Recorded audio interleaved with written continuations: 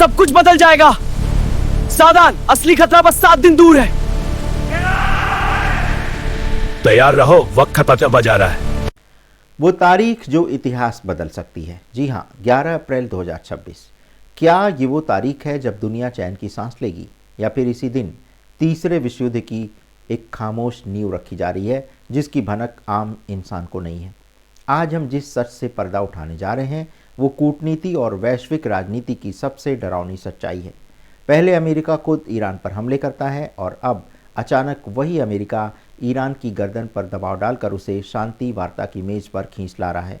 लेकिन क्या ये वाकई शांति की पहल है, या फिर डीप स्टेट का कोई ऐसा खौफनाक जाल है जिसमें दुनिया के कई देश फंसने वाले हैं? आज हम ग्रहों की उस सटीक गणना और कूटनीतिक बिसात का समग्र विश्लेषण करेंगे जो 11 अप्रैल के आसपास सक्रिय हो रही है।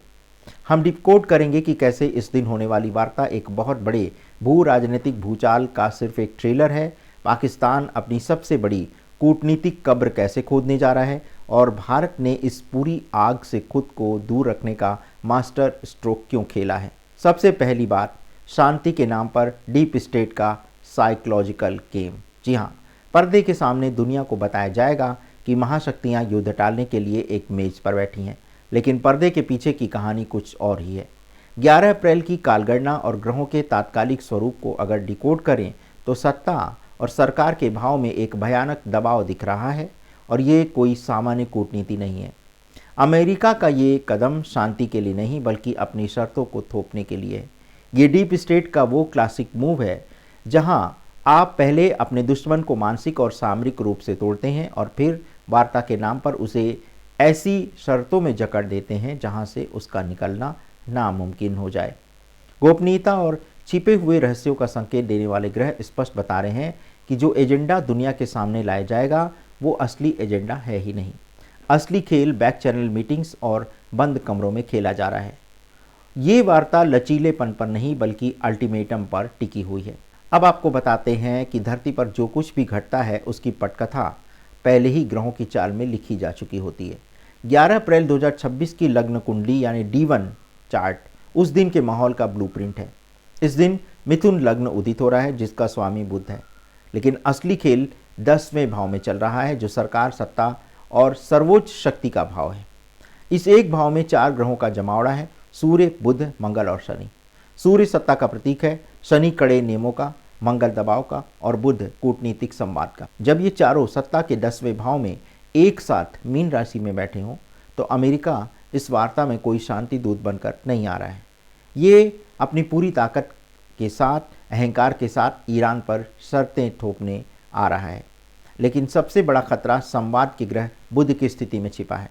10वें भाव में बुध नीच का होकर बैठा है। नीच का बुध कूटनीति में सबसे बड़ा विध्वंसक होता है।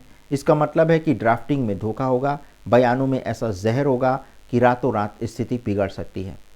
8वें भाव में गोचर कर रहा चंद्रमा ये साफ इशारा कर रहा है कि जो खबरें दुनिया को बताई जाएंगी वो सिर्फ एक छलावा होंगी। असली डीलिंग बैक चैनल से होगी। D10 कुंडली के लग्न में राहु का होना ये साबित करता है कि इस पूरी शांति वार्ता का नैरेटिव एक धोखा है। दुनिया को एक पब्लिक स्टोरी बेची जा रही है। 7वें भाव में बैठा केतु स्पष्ट कर रहा है कि दोनों पक्षों के बीच कभी भी एक सहज और पूर्ण समझौता नहीं हो पाएगा। अब इस ग्लोबल टेंशन के बीच पाकिस्तान खुद को इस पूरी बिसात का अहम मोहरा बनाने की साबित कर रहा है, कोशिश कर रहा है। पाकिस्तान इस वार्ता में मध्यस्थ बनकर अपनी अंतर्राष्ट्रीय साख बचाने का दांव खेल रहा है, लेकिन भू राजनीतिक समीकरण और तीसरे भाव का केतु ये स्पष्ट गवाही दे रहे हैं कि पाकिस्तान का ये दांव बुरी तरह फेल होने वाला है। वो इस डिप्लोमेटिक समीकरण में बिल्कुल भी फिट नहीं बैठता है। उसका रोल सिर्फ एक टेम्परेरी साइड रोल बनकर रह जाएगा, और जब ये वार्ता अपने असली कठोर स्वरूप में आएगी तब पाकिस्तान की मध्यस्थता औंधे मुंह गिर जाएगी।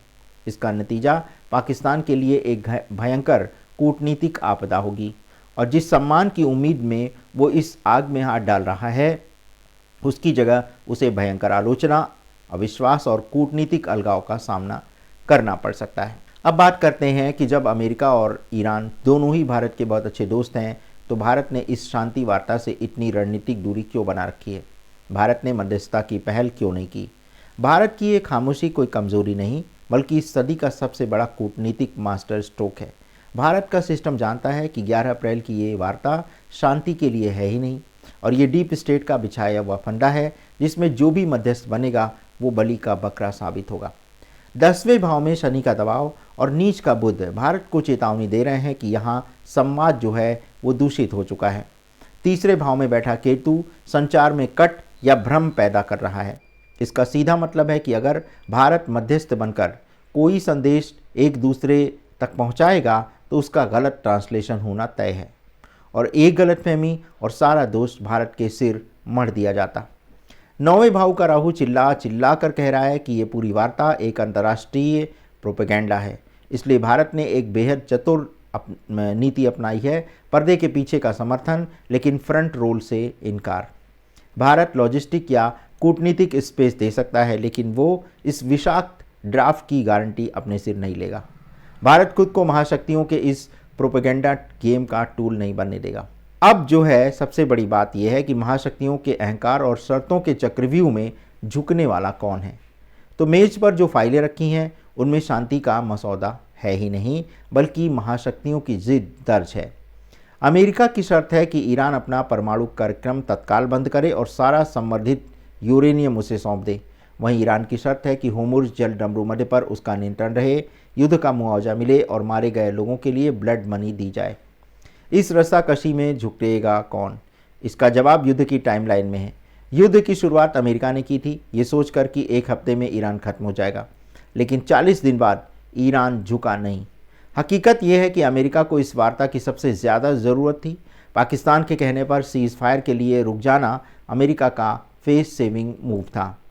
अमेरिका का रवैया 10वें भाव से संचालित हो रहा है।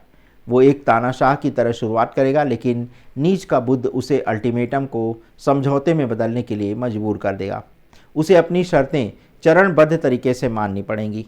दूसरी ओर ईरान की मानसिकता 8वें भाव से चल रही है, इसीलिए वो होर्मुज़ और ब्लड मनी जैसे कोर मांगों पर अड़ा है।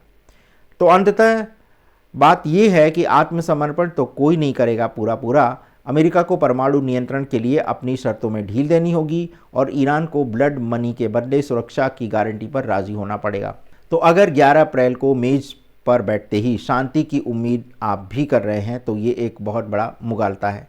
आने वाले कुछ दिन एक माइनफील्ड की तरह हैं। 11 और 12 अप्रैल की बात करें तो इस दौरान 8वें भाव में चंद्रमा का गोचर इसे डार्क रूम गेम बनाता है। सीज फायर नहीं होगा, बल्कि कोई अचानक भड़कने वाली घटना, बयान या अफवाह इस वार्ता को पटरी से उतार सकती है।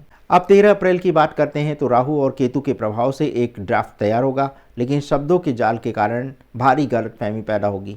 आखिर क्या कहा जा रहा है और क्या समझा जा रहा है, इसमें ज़मीन आसमान का फ़र्क दिखाई देने वाला है। अब बात करते हैं कि अगर दुनिया 11 से 13 अप्रैल के झटकों को बर्दाश्त कर गई तो 10वें भाव में राजनीतिक इच्छा शक्ति हावी होगी और 15 अप्रैल को सूर्य और शुक्र एक साथ आकर इस राजनीतिक सौदे पर मुहर लगा सकते हैं। ये कठोर शर्तों वाला युद्ध विराम होने वाला है, लेकिन सबसे बड़ी बात है अंतिम समझौता कब होगा। तो इसकी जो सबसे पहली टाइमलाइन निकल के आ रही है 18 से 22 अप्रैल। 10वें भाव में बुध का कागजी काम और मंगल शनि का दबाव एक ठोस दस्तावेज का रूप लेगा। 19 और 20 अप्रैल सबसे अहम दिन होने वाले हैं जब शर्तें आधिकारिक रूप से लॉक होंगी। अब अगर नीच के बुध के कारण कोई पेंच फंसा तो 24 से 28 अप्रैल के बीच रीनेगोशिएशन हो सकता है और मई के पहले हफ्ते यानी 2 से 6 मई में अंतर्राष्ट्रीय दबाव से इसे लागू करवाया जाएगा। तो अंतिम निष्कर्ष ये है कि 11 अप्रैल कोई समाधान का दिन नहीं है। ये दुनिया के शक्ति संतुलन में एक नए, ज़्यादा आक्रामक और गुप्त खेल की शुरुआत है। बयानबाजी तीखी होगी, धमकियां दी जाएंगी और शांति के ड्राफ्ट में युद्ध की शर्तें छिपी होंगी। 19-20 अप्रैल को दुनिया जो दस्तावेज देखेगी वो शांति का पैगाम कम और एक लंबे कोल्ड वॉर की तैयारी का कूटनीतिक बिल ज़्यादा होगा। दुनिया इस भू राजनीतिक चक्रव्यूह के लिए तैयार रहे, इसकी चेतावनी हम आपको अभी से दे रहे हैं। तो दर्शकों, ये था हमारा ईरान और अमेरिका के बीच जो शांति वार्ता चल रही है उसका भविष्य क्या होने वाला है, कितनी सफल होगी, इस बारे में हमने आपको पूरा विश्लेषण बता दिया है। उम्मीद करते हैं कि आपको हमारा ये कार्यक्रम अच्छा लगा होगा। धन्यवाद, नमस्कार। सब कुछ बदल जाएगा, सावधान, असली खतरा बस 7 दिन दूर है। तैयार रहो, वक्त खत्म होता जा रहा है।